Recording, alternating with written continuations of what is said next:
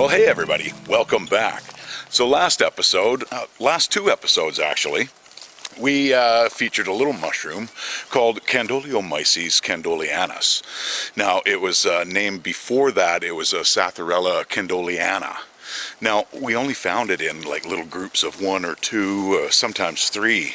And here or there'd be one clump here, and then across the trail there'd be another couple. Well, things have changed. All right, it's only been a few days, so I got to turn you around because we got to do a Fred Penner here, so catch you on the other side.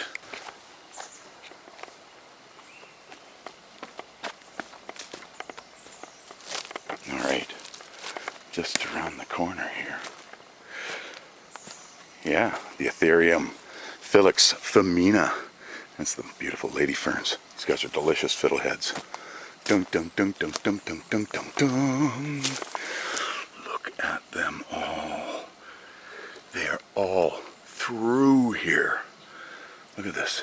This is crazy town. I can't believe it. Some beautiful ones. Look at them.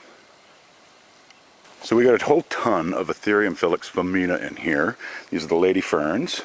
And, and first of all, it's the reason why they call them lady ferns is not because of their daintiness and fragility of the actual leaves. It's literally their sori arrangement. It's very feminine. That's apparently why they call them femina. Yeah, cool. But even though these guys are big, and we want fiddleheads, because you don't want to eat these guys when they're that big, a lot of times they'll send up new ones. And there's a beautiful little one here that we can grab. And this one here's a little bit too big. He's starting to unfurl a little bit too much. But this one's just about right. And we're just going to keep going through and try and grab just a couple of more of these guys. Yeah, there might even be some more back in here. Not in that one, but I'll keep looking and I'll keep you apprised. All right, now we have about 4 fiddleheads. Now it's time for the star of our show. All of these Candoleomyces candoleanus. And we've just got, because you just need, they're so delicate, you just want to just take the scissors, snip off the caps, throw them in the basket, leave the stipes there. The ones that I tried last night, because I always try a few, you know, so I had about 6 or 7 or something like that. No problem, and they were delicious. Reminded me a lot of the mica cap, but they only lost about 25% of their size. Unlike the mica caps, which shrivel up really bad. These guys actually kept their caps size really nice. So, yeah. So, these guys are going in. And, and any pieces of stipe that were left on any cap went quite hard, like a stick. So, really, really not palatable. So, we're going to collect up a bunch of these for our stir fry. Okay, so we've got some nice typelatifolia shoots down here, some little beauties. We're going to just collect ourselves up a couple of these. It's kind of windy down here. Hope it doesn't affect the audio too much. Alright, I can't do this one-handed, so I'm just going to put the camera down for a minute. Okay, so we got a bunch of these guys here, these little beauties. They smell like cucumber. And we just run our thumbs up the side and we just pop these leaves off. These young leaves, and then you're left with this beautiful white meat in the middle. And actually I can go down another one. You can see by the end here there's the pith is basically what we want. Okay, so let me strip these guys down. Alright, now we're left with these lovely little tender shoots, and these will go into the pot. Right on. And I think this guy's just about ready. This Nufarlutia, it's Polysepala. Yeah, he's got this, when it goes green, the center here, that's when the seeds should be ripe. So let's check them out. Here are the little Nufar seeds here. And those are the ones that you can actually make into popcorn, and you can steam them like a little pea or bean. And we're going to just throw them right into our stir fry. Well, look at this beautiful carpet of Prunella vulgaris. It's huge.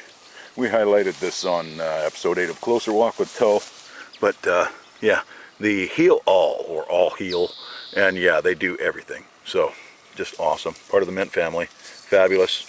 Great on salads. beauties. But big flush, man. That's cool. And just for the heck of it, we got some young Rumex crispus here. We're going to throw these guys in here, the dock. This is the curly dock. And yeah, they've just got some really nice young looking leaves, and I'm going to scoop a few. Just add a little volume. And for our onion alternative, we have the nodding onion. This is Allium cernuum, and I'm getting buzzed by a deer fly. I hate those guys. These guys are amazing.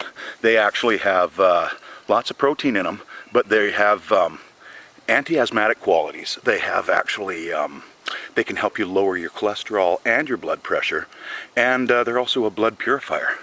Yeah, I love these nodding onions. And if you like chives, you can just, on the trail, you can just pull one up and just bite it. You know, they're awesome. And here's their bulb. I'm really getting buzzed by this deer fly, and I hate those guys. So I'm just going to grab a few of these guys before I become the dinner.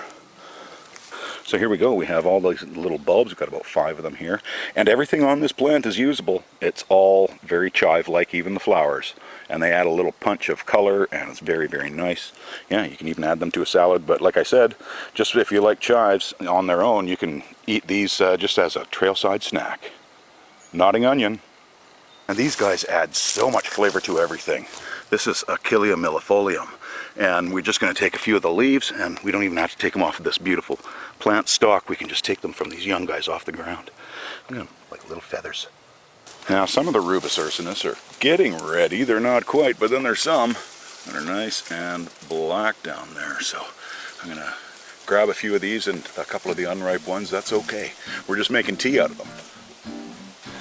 So I didn't show you all the cleaning that we were having to do because it's just monotonous. But with these guys, they're so delicate, I just use a little paintbrush and it gets all the dirt off, and that's fine. Bit of spores that are on there, it doesn't matter. And you can just see how beautiful, and look at how thin this flesh is. Believe it or not, it holds its size. Like, it maybe only loses about 1/4 inch all the way around in size. It's pretty amazing. I tried them out last night, just really, really good. So yeah, just very simple. Just take your brush. Now I got a whole swack of them to go through, so I will save you that boring detail. Okay, so we've got these guys all cleaned up. We've got our nodding onions all cleaned up with beautiful bulbs on the base there, and their beautiful flowers. We have our cattails, our Typholatifolia, and we have our bull thistle, which is fabulous, and adds a nice crunch. And then for flavor, we've got a little bit of this yarrow. That's just amazing too. Plus we have, as soon as I have the kettle boiled, we've got our blackberry tea that's going to be just amazing. Then we have our dock, which very seldom makes it home when it's warm out. He shrivels up. So this will go in last. Doesn't need a lot of cooking. They were very young. And then we have our Nufar lutea polycephalus seeds. There's not a lot came out of that one head, but that's okay. We're just going to probably sprinkle this in probably halfway through into the stir fry. And most of these guys are going to go into the stir fry, but I'm going to save a few out that I'm going to get all crispy, and we're going to sprinkle those on top. Now, one thing is, if you're a novice at harvesting, wild harvesting and whatnot, don't grab a bunch of things like I am that's all wild and throw it all into a dish if you don't know what you're actually collected. Because, you know, if you get sick, you don't know what the cause was. So always just try something just on its own. And if you get any GI upset, then don't eat that. You know, you might get an allergic reaction or something like that.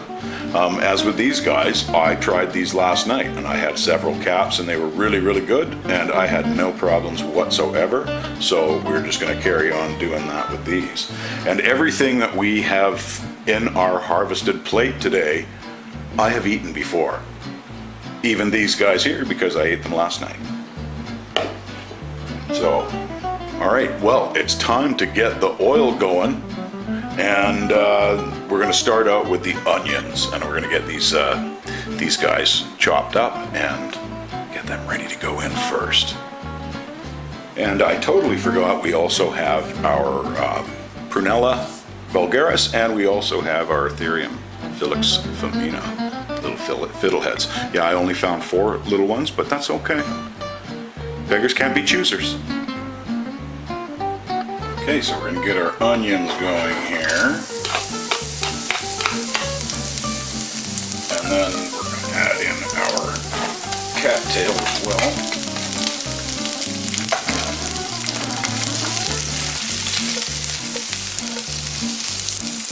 Let those go for a minute.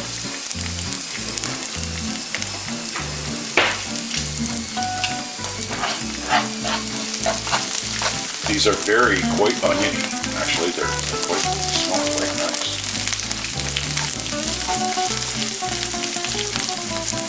And in go our little fiddleheads.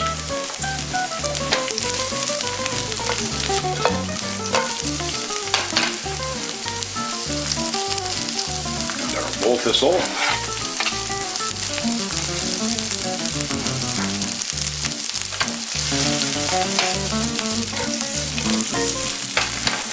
A little bit of soy sauce.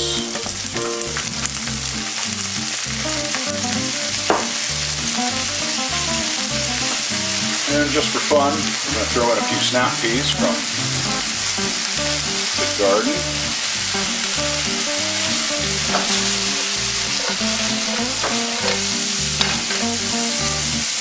In go our Candoleomyces.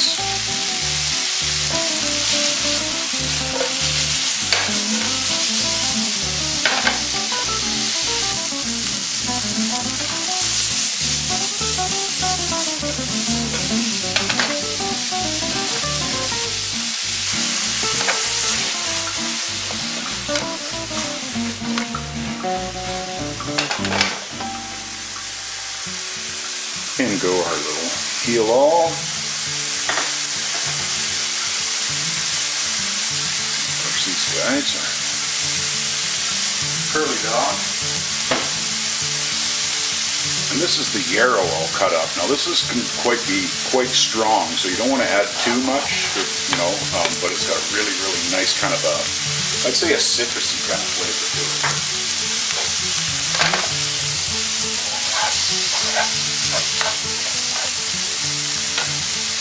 And in go our little Nufar Lutea polycephalus seeds.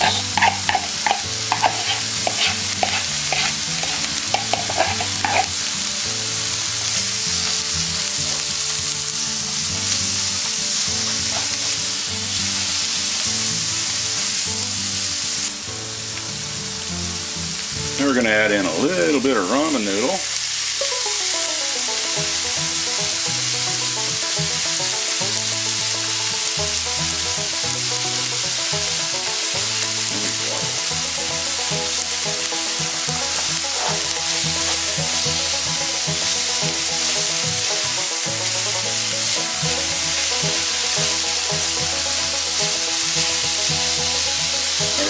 Cover that guy for a minute.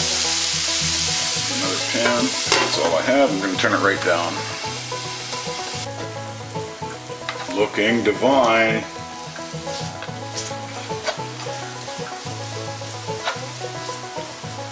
Let that go for another little minute. And there we have it, my friends. That is quite the wild foraged meal. 2 items from the house, the ramen noodle and the snap peas. Other than that, it all came from outside in the bush. Absolutely fabulous. And when you're wild foraging, it doesn't have to be pretty to be tasty. Okay? Stay hungry, my friends. Take care now.